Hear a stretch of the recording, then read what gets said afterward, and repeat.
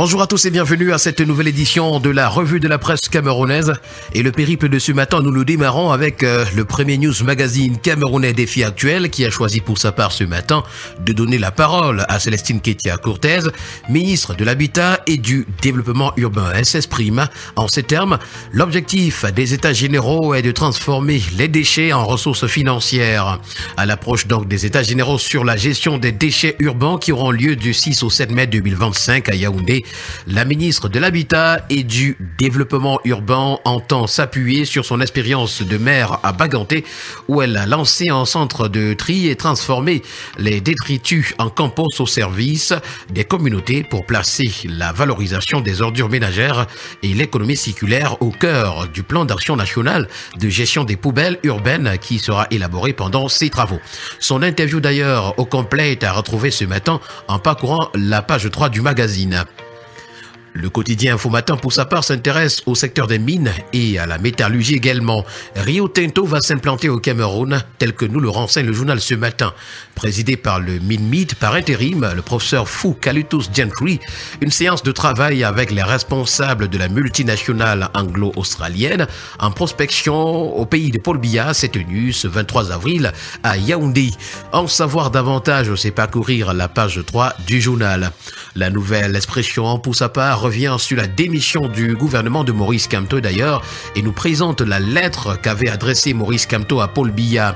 Dans sa correspondance du 30 novembre 2011, celui qui est devenu le président du MRC et sérieux adversaire à la présidentielle de 2018 faisait déjà le procès du régime au-delà d'une simple lettre de démission. Les mots qu'il décriait à l'époque se sont considérablement accentués aujourd'hui. C'est à retrouver ce matin au complet à la page 4. Également à lire dans les colonnes de la Nouvelle Expression ce matin: diplomatie timide, le Cameroun abandonne ses ressortissants en Guinée. Koutaba, il meurt pour 30 mètres carrés de terrain. Et puis poliomyélite, 2 cas suspects ont été enregistrés du côté de Douala. Avec le quotidien Vert Émergence, on parle également ce matin de l'expulsion des Camerounais de la Guinée équatoriale. Pourquoi le phénomène est-il récurrent? C'est une interrogation d'ailleurs. En savoir davantage, c'est parcourir la page 5 du journal. Titre public également à retrouver dans les colonnes du quotidien Vert.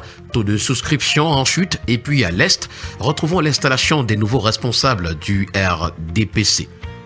Le bi-hebdomadaire Le Financier d'Afrique est un kiosque également ce matin et s'intéresse d'ailleurs à l'Afrique centrale. Un nouveau système comptable et prudentiel du marché financier de la CEMAC est en vue.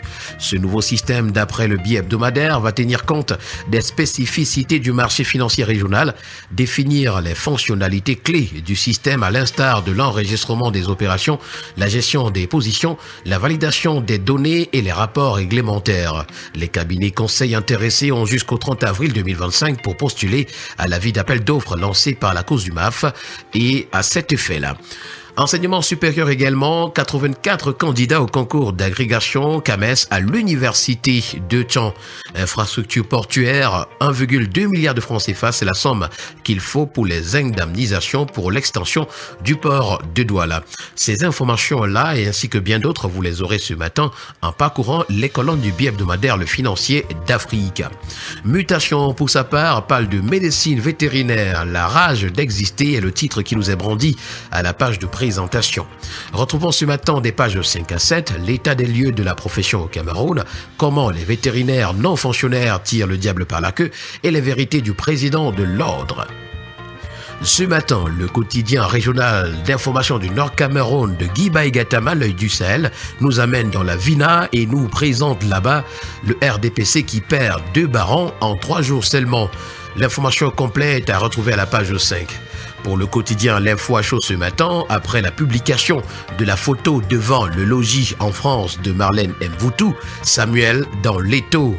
La publication par Samuel Eto'o-fils de la photo ci-dessus, d'ailleurs celle qui est à retrouver à la grande une, prise devant la résidence de Marlène Mvoutou en France, ainsi que ses légendes et photos extravagantes, rendent folle furique cette grande gueule qui affabule le président de la FECAFOOT de tous les noms d'oiseaux, tout en promettant de saisir les autorités policières.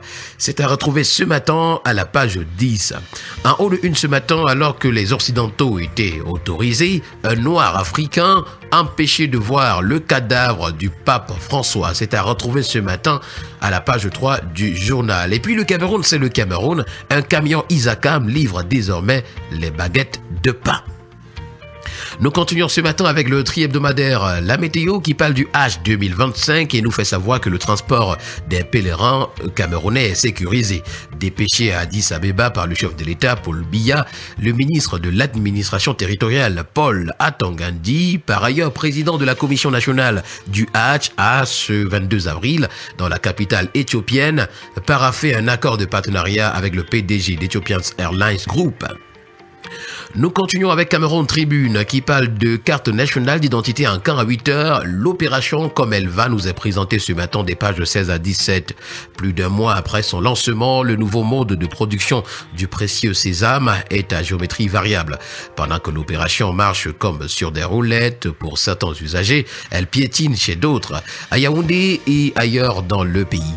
Pour diverses raisons liées entre autres à la forte affluence, aux soucis dus à la connexion Internet instable, à l'ignorance du processus d'enrôlement en ligne et surtout à la mauvaise interprétation des délais de délivrance. Voilà donc ces causes-là qui sont énumérées ce matin.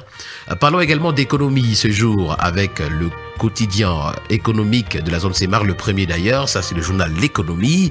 FMI, Banque mondiale, le Cameroun à Washington avec de nouveaux dossiers.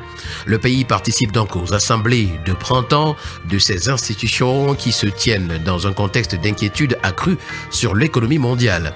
La délégation camerounaise va au cours des assises qui s'achèvent le 26 avril 2025 présenter des projets qui nécessitent des financements dans divers secteurs prioritaires. Ce matin, on parle des marchés des titres publics également, notamment à pied de une. Les pays de la CEMAC peinent à mobiliser les financements. C'est l'information à retrouver ce matin à la page 7. Le quotidien Gouvernance Presse parle de gouvernance foncière et nous fait savoir que les chefs traditionnels entrent en scène. Et nous allons terminer avec Écho du Parlement qui parle du nouveau complexe de l'Assemblée nationale, un baptême aux allures de reconnaissance républicaine. Le 25 avril 2025, l'Assemblée nationale du Cameroun vivra un moment historique avec la cérémonie de baptême de son nouveau siège, désormais dénommé Palais de Verre Paul Biya. Voilà qui a permis de mettre un terme à cette autre sortie de la revue de la presse camerounaise. Merci à vous, mesdames et messieurs, au plaisir de vous retrouver demain pour une nouvelle édition. Portez-vous bien, agréable journée à tous.